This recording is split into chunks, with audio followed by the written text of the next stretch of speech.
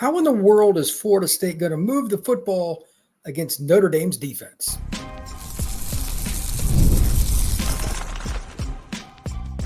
You are Locked On Seminoles, your daily podcast on the Florida State Seminoles. Part of the Locked On Podcast Network, your team every day. Welcome back to Locked On Seminoles. I am your host, Brian Smith. Thank you for making this your first listen each and every day. I truly appreciate you stopping in to talk some Noles with me. Today's show is brought to you by FanDuel. You can start the new season with a big return on FanDuel. New customers can place a $5 bet, and you'll get started with $150 in bonus bets if you win that $5 bet. Visit FanDuel.com to get started. The task for Florida State's offense, honestly, is all but laughable this week based on injuries, ineptitude, and otherwise incompetence at the top. And yes, I'm pointing directly at Norvell and his staff. I'm done with telling it anything other than just point blank. If you don't like that, this probably isn't going to be the most fun podcast for you, but I'm here to tell it like it is. I don't sugarcoat anything.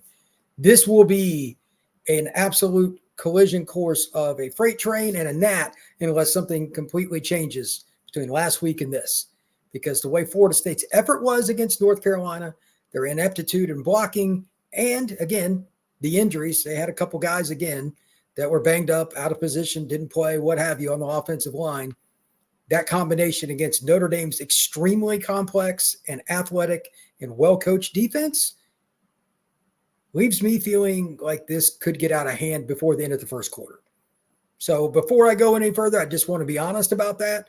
But again, I'm just a guy that's going to tell it like it is. I want to go through the strengths of each unit, although it's a little lopsided, statistics, and then what I like and dislike about Florida State's chances to move the football. So statistically, let's just kind of look at where the Noles are. Again, when I say ineptitude, the numbers are here. This is just reality, how pathetic Florida State's offense has become. I know part of it is injury, but a lot of it is a lack of coaching. And I think that some of the Florida State players are starting to be dialed out. Prove me wrong, especially with the defense. We'll see if that's the case with the offense. A lot more younger players. I don't think it's near as bad. So, rushing offense for the Noles. Oh, boy. 133rd in the nation, 76.1 yards per game. There are only 134 teams, by the way. Passing, 188.4, 110th. Total offense, 264.6. That's 132nd. By the way, Florida State has not surpassed a 300-yard mark for the entire season. That's hard to do. Scoring, 14.4 points per game, 133rd. Plays of 20 or more yards in the passing game. Florida State has produced, man, this is such a bad number. They're 73rd in the nation, and they've got 25 of them. With the history of Florida State, that is really shocking. Plays of 20 or more yards in the rushing game, they've got 4, 130th.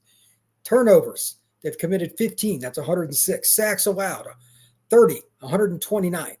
Third down conversions, they are 31 of 120, 25.8%, 133rd. Red zone touchdown percentage, 56.3%, 9 out of 16. Biggest thing here isn't the percentage or anything. They've had 16 red zone opportunities in 9 games. That's less than 2 a game. 95th. Tackles for loss allowed, 63. That is 124th. Across the board, Florida State is atrocious on offense. I knew that. But seeing the numbers puts this in perspective. Conversely, same categories, but for Notre Dame's defense, they give up 126.8 yards. Rushing, that's 44th. 156.1 in passing yardage. That's 4th in the nation. Overall defense for the Irish, 282.9. They're 8th. Only 12.1 points per game given up. That's 4th. 20-yard passing plays. They've given up 17 for the entire season. That's incredibly good considering a lot of teams are trailing against them, have to throw lots. That's impressive. That's 9th in the country. 40th for the rushing plays of 20 more yards. They've given up 9 of them. So Navy hit a few of those in the option game. Turnovers, they've created 18. That's 6th in the nation. They've created 18 sacks. They've had some injuries up front. They're missing their top 2 pure edge rushers for injuries. So they're not as good as they probably should be. They only have 18 sacks. That's 54th. Out of 107 attempts against their defense, only 32 conversions. Third downs, they are really, really good. 29.9%. That's 11th in the nation. 44.4% on touchdowns in the red zone. They're 10th, 8 out of 18. That's impressive. And then tackles for loss, they've created 37. Not quite as high as I thought it would be because they blitz a lot and they are very, very good at confusing teams, but also opponents know that that's coming. They have a lot more quick game and quick hitters because they're afraid of tackles for loss based on what I have seen from them. That's 113th. So looking at this game, these are 2 or 3 of the things that are just going to happen. I'm not going to make predictions here. I can just tell you based on seeing Notre Dame enough and obviously covering all the Florida State games, there are 3 or 4 things that are a lock. Florida State's going to try to run straight ahead because Notre Dame's a fast team. You try to run power football against speed. It's not a news flash. 2, you're going to see the screen game, which Florida State kind of likes to do regardless. Inexperienced quarterback. They did it with Jordan Travis, 6-year senior. They're going to try to get that involved. I hope Ja'Kai Douglas, which I'll talk about in a little bit, is very much involved in that. Benson, whoever, as well. But screen game for Florida State is pivotal. And then finally, I have no idea what's going to happen with Florida State's offensive line. But Norvell said at his Monday press conference that the last game, and it's true, 8th game with a different lineup out of the 9. They've only had 1 game coincide with another with the same starting lineup. That is really hard to overcome. So because of that, if Notre Dame has anything left in their bag in terms of fronts, playing new guys, whatever it is, you can almost be assured that that's coming. They know Florida State is struggling up front, so they're going to change it up a little bit. You might see a little more double eagle kind of look where both outside linebackers are outside the tackle box in a 7 technique. They did some of that in the last few games with just 2 D tackles. Didn't have any D ends really in the game, just 2 outside linebackers. It's kind of a new thing. You'll see some of these fronts trying to confuse, and then they'll fake one guy blitz and another guy will come. They're going to play with the heads of both of these young quarterbacks. And to that point, Norvell did mention that Luke was a little bit limited last week. I don't know what the injury was, but limited means banged up. I don't know if he was sick. I don't know if he hurt his hand. I don't know if he had a calf injury. I have no idea, but something. So maybe that's one of the reasons he didn't play as well against Carolina. Just thought I would mention that. When we come back, going to break down some of the other perspectives about how do you attack a team that's as veteran as Notre Dame on defense when you're this inexperienced and you're this inept. That is next here on Locked on Seminoles. All right, Florida State fans, it is time to recognize the Roy Player of the Week. So far this season, we pulled together over $20,000 to support players on Roy. Micro deposits lead to massive change. With the Roy app, you can direct your support to the athletes you love, ensuring that all funds go to the specific players that you select. Unlike collectives, you know exactly where the money is going, and you even receive exclusive content like personal videos and updates throughout the season. The best part about it, it's risk-free. If the athlete transfers or doesn't deliver the content, you get your money back. This week, I'm going with Blake Nicholson. He had 7 tackles and a half tackle for loss against North Carolina as the player of the week for the Florida State Seminoles. Just pitched in $100 for him, and I'd love for you to join me. Even $10 makes a difference. Let's show Blake Nicholson the love and support to keep him connected with Florida State. Remember, pay today, celebrate tomorrow. Your support sets up your team for success. Plus, don't miss out on Roy's exciting giveaway. Win 2 tickets to a game in November. Just download Roy, create an account, and enter code LOCKEDON, and you're entered. Already on Roy, any contribution to an athlete's campaign also gets you entered automatically. No purchase is necessary, void where prohibited. Download Roy now and join the NIL game with no subscriptions and no fees. And be sure to check us out on Instagram, Facebook, and X at Roy_return_on_you for more information. Roy, support the players and change the game. Also, we are here to support FanDuel. FanDuel, get ready for the NFL action with FanDuel, America's #1 sportsbook, because right now new customers can bet $5 and get $150 in bonus bets if you win. The FanDuel Sportsbook app gives you everything you need to place live bets on the NFL all in one place. So when you get a hunch in the middle of the game, you can check out the stats, view live play-by-play, and so much more on the same page where you place your bets. Visit FanDuel.com to join today. You'll get started with $150 in bonus bets if you win your first $5 bet. That's FanDuel.com. Never waste a hunch and make the moment more with FanDuel, an official sportsbook partner of the National Football League. It's going to be an extremely big uphill battle against Notre Dame's defense. I want to mention some of their players, how you attack or don't attack, to at least, again, I don't expect Florida State to be in this game beyond middle of the second quarter. I even said that during the show on Monday. Not going to lie about it on Tuesday. This shouldn't be close. But if you're going to get better as a program and go one day at a time, kind of like Norvell and most coaches say, you got to prepare that way. And here are the guys that I think are most likely. Florida State is either A, going to attack, try to set up for a big play, or just flat out avoid. I'll be very, very point blank about this. Number one, if you're going to avoid anybody for Notre Dame, especially with two young quarterbacks, that would be Xavier Watts. The safety for Notre Dame had 7 picks last year. He ate up Caleb Williams. He's a guy that has had clutch plays for Notre Dame for the last 2 seasons. He's going to get drafted. He is a ball hawk.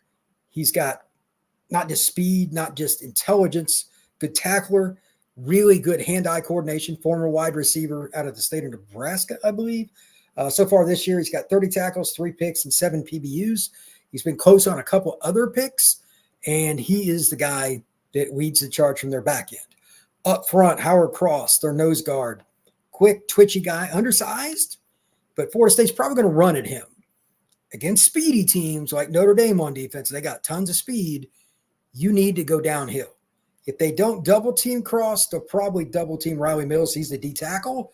One of those guys on pretty much every play should get doubled. They're interior linemen, but they're both capable players, not only at the college level, both, again, will probably end up at the NFL combine. So I'm curious to see how Florida State does it. Are they going to run basic zone? Are they going to run duo? Are they going to do more GT? I'm not sure, but I'm guessing a lot of inside zone, just basic, and try to beat Cross. But I'm especially if Mo's not playing the center, this is a problem. And it could just completely change everything. If Mo is not ready in this game, it could be a disaster. You need his experience to make the line calls. And that's something that's just really not anything you can replace. Got to have the experience of a 6-year senior at the pivot. Also, their secondary is kind of weird. Even though Benjamin Morrison's out, he was projected first-round pick. He hurt his hip. He's probably out for the year. He's definitely not going to play against the Noles. Christian Gray is even more physically talented. He's bigger, too. He's at one corner. True freshman Leonard Moore's at the other, which sounds good, but he's been elite. He started his first game against Louisville and was really good, which is shocking. Their development in the secondary is as good or better than any program in the country, Florida State included. They've done a great job. I still would attack more, way more, than I would Gray because he's a year behind him in experience. Double moves, screens, toss sweep. Make the freshman beat me instead of the guy that after not this upcoming draft, the one after, he'll probably be in it after 3 years at Notre Dame, instead of throwing it at him or running at him. Just being honest. Last guy to kind of mention here, well, the edges, it could be both of them. Jalen Sneed and Kingston Viliamu Asa. They're both linebackers, but they'll both come up and play on the edge and blitz. Just really speedy, but they're overly aggressive. Florida State might be able to hit some screens there, and they might be able to also catch them on some GT where a guard comes around and kicks out because they just play downhill. They're just naturally aggressive football players. Maybe Florida State can bust one. It wouldn't shock me because the math says that you can, but now can Florida State execute any of that? I'm not very confident, but technically speaking, that's how you go out and do that. Every now and then you're going to get caught in one of those, somebody from the backside, forget their middle linebacker's name, but he's a pretty good player too. They'll catch you. Okay, fair enough. But Florida State, as we say every week, they're not going to hit a bunch of plays just 4 to 6 yards and just slowly move down the field. They're not.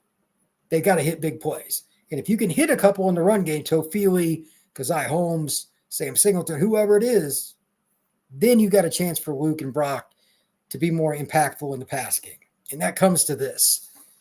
Look, I'm not here to say they're going to throw for 250 against Notre Dame. That's comical, barring some serious shot plays that just went right and everything fell in Florida State's way. It's not realistic. But there's no reason to say they can't be better than they were against Carolina. Florida State's passing game against Carolina was embarrassing, and it started up front with protection, which there wasn't much. I warned all week against Carolina. They got guys like Rucker, et cetera. Some guy I never even heard of had 4.5 tackles for loss. I don't know who he was, number 12. But he just murdered Florida State.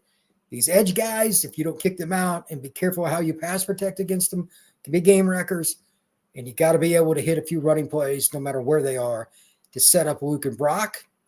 Then maybe Benson can get one over the top. Again, Wintermore's true freshman. They play an awful lot of man coverage. They put guys out on an island on 3rd and 5, 3rd and 1, 3rd and 10. Here we are. We're an NFL defense. We've got a coordinator that was an NFL coordinator at one point. He's not going to mess around. They're going to have zone fires. They're going to run a plethora of stuff at you. You got to be able to hit big plays down the field because, quite frankly, I expect not one, but both of Brock and Luke to have their heads spinning with what they're seeing. They will not see a more complex defense during their entire college career than the one they're going to see against Notre Dame. They flat out run the same defense that the Bengals ran. I forget his name, but when he was with the Bengals, the defense coordinator, he's at Notre Dame now. They've got everything installed, and they run every kind of blitz imaginable, fire zones. They will overload on one side or go double eagle. Every play is something different. There's no way you're going to cram in a week to get ready for that, especially when Notre Dame had last week off, and they get an extra week to prepare for the Noles. Seems unfair, but that's college football in a nutshell. So Brock and Luke better be ready. I'm telling you, they're going to come after him, and here's the last little part about that. I really think they're going to come after him because Notre Dame is battling for a playoff spot. And, of course, ranking matters. Where you're ranked improves your chances, A, of getting a home game. That's obviously important. And, B, you want the best chance, if you win your first game, the second game, to be against a lesser opponent. You don't want to play one of the top 2 seeds.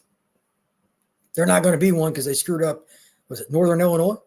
Which is terrible on Notre Dame's part, but they've been playing pretty good lately, and they're trying to do everything they can.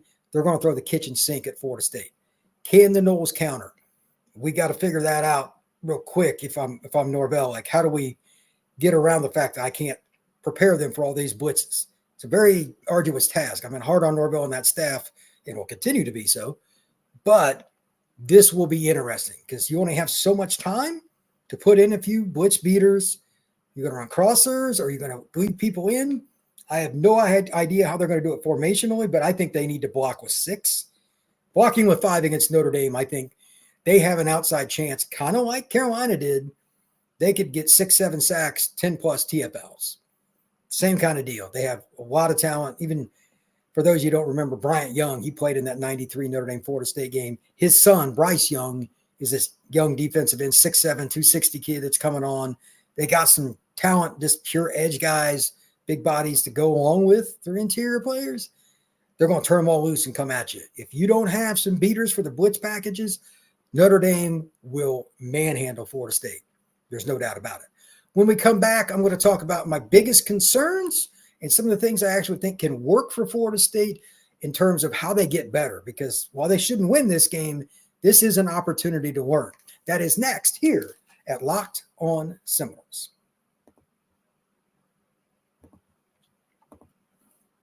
Z-Biotics pre-alcohol probiotic drink is the world's first genetically engineered probiotic. It was invented by PhD scientists to tackle rough mornings after drinking. Here's how it works. When you drink, alcohol gets converted into a toxic byproduct in the gut. It's this byproduct, not dehydration, that's to blame for your rough next day. Pre-alcohol produces an enzyme to break this byproduct down. Just remember to take Z-Biotics for your first drink of the night, then drink responsibly and you'll feel your best the next time. So with that in mind, here are 3 things to think about. For best results, make pre-alcohol your first drink of the night. No doubt about it, always the first. Pace yourself, hydrate, and get a good night's sleep. Finally, wake up feeling refreshed and ready to take on the next day. Go to zbiotics.com/LockedOnCollege to learn more and get $15 off your first order when you use LockedOnCollege at checkout. Z-Biotics is backed with a 100% money-back guarantee, so if you're unsatisfied, they'll refund your money, no questions asked. Remember to head to zbiotics.com/LockedOnCollege and use code LockedOnCollege at checkout for 15% off.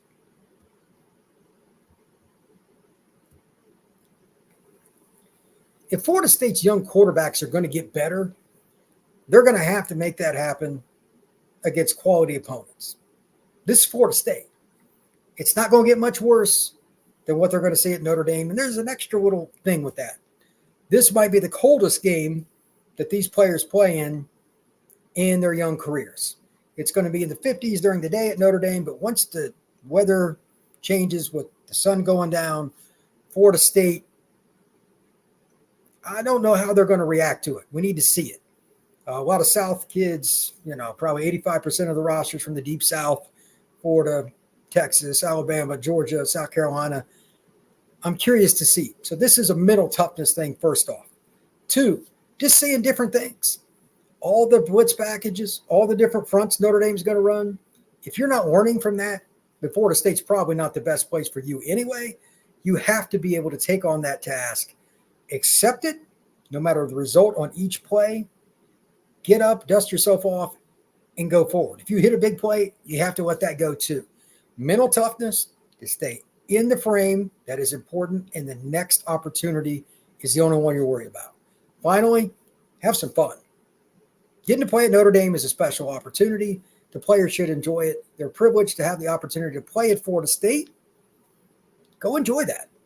Notre Dame Stadium is one of the shrines in all of our stadiums in the country, college or pro. Enjoy that. Have fun. If you go score a touchdown, celebrate it. But again, one play at a time, not too much. Now, here are my 3 things, good and bad, that I'm most concerned about. Out of all the things I talked about, here we go. This won't surprise anybody. Just the blitz packages in general. I'm very concerned that you're going to see some major shot plays, and I'm not talking about hitting the plays down the field, like quarterbacks and running backs getting lit up because the guys up front, including tight ends, etc., are not on the same page, and guys are coming free. Very concerned about that. Luke and Brock cannot take full-on shots from Howard Cross. Riley Mills is like 305. He's a detail. That is bad for business.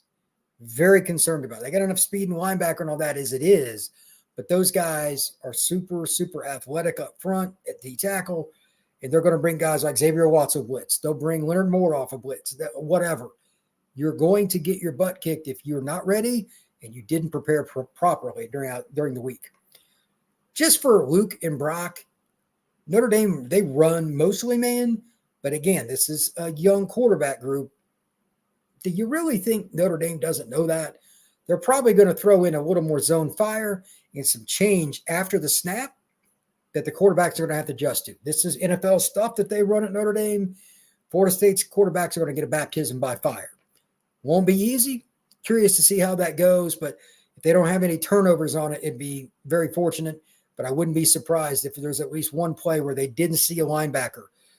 Like he acts like he's going to blitz, backs off, and then he gets an easy pick. Wouldn't surprise me in the least, and it shouldn't you either. Also, finally, this is just because the O-line has been so bad, just pure speed rush. I talked a lot about the edges. All those guys they have, went through a whole bunch of stuff with PFF with them. They can get after it. Howard Cross might concern me the most because he's playing in the A-gap a lot. I'll give you that. But the speed rush from him alone is bad enough. But they use a lot of different linebackers as edge guys, especially in passing downs. So if Florida State doesn't run the ball well, especially right at the Irish, and you're in 3rd and 6 against them, there could be a quarter, if not 2, where Florida State has negative rushing yards because of the blitz packages from Notre Dame. Literally. Very concerned about that. As for what I think can thwart some of this, first thing I would look at is the screen game. Florida State's give them credit over the time that Norvell's been there. They've got a lot of them. I know they're a little harder for younger players to get in the groove, but at some point this just has to work. The quarterback's got to be able to pick up the timing with it, get Toafili the ball. He's one of the best players in college football in one-on-ones. Get him the ball in space. Screen, outside toss, option play, RP, I don't care. Same thing with Ja'Kai Douglas. Outside the tackle box, they got to get the ball without a ton of guys around him. That means the very first blocks from their fellow receivers, tight ends, whatever, actually have to work. You get those guys one-on-one, head up with the guy, and they see him coming. It's not easy to bring him down. Let's see if they can do that. Number 2, speaking of Ja'Kai, if you're going to throw a deep ball, and they did this a couple weeks ago, he just catches everything. He's got a knack for it. He's not the biggest guy, but Ja'Kai Douglas makes plays. If you're going to throw it up, at this point, I would throw it to him more than anybody else out of the receiving group. Unfortunately, a lot of the upperclassmen have underwhelmed this year. Malik's gotten somewhat better, but I don't think he's still a dominant player by any means, and they don't throw it to him a ton. And then finally, if you're not getting it to Toafili in space, how about Landon Thomas or Amari Williams? The young freshmen are starting to do that. BJ Gibson, Wayne McCoy. There's some other guys too that Notre Dame doesn't have much film of. Throwback screen to a tight end, throwback screen to an H-back, throwback screen to BJ Gibson after he runs across the formation pre-snap. There's a lot of ways to set this up to give you leverage and an opportunity with the player. Again, they're not ready for it because Notre Dame hasn't seen it on film. That's how I would attack the Notre Dame defense. Please like this video. Please subscribe if you have not already. Hit that notification bell and share this podcast. If you're on YouTube, comment. I'm curious what you think about this. Make sure you have some fun with it. I'm more than happy to listen to all the complaints about me even saying, can they attack Notre Dame's defense? I get all kinds of crazy people in there, but that's okay. It's still fun to talk over on the YouTube page. And once again, always go check out Locked On ACC after this. Everybody have a good one. Thank you very much.